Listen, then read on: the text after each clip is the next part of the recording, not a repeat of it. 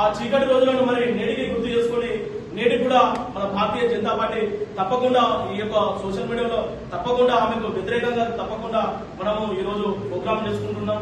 దానికి కూడా మనం సోషల్ మీడియాలో తప్పకుండా మనకు సంబంధించి ఏది అంటే కూడా సోషల్ మీడియా కంపల్సరీగా ఈ చీకటి రోజులను తప్పకుండా మనము ఫేస్బుక్ లో కానీ వాట్సాప్ లో కానీ తెలియజేయాలి.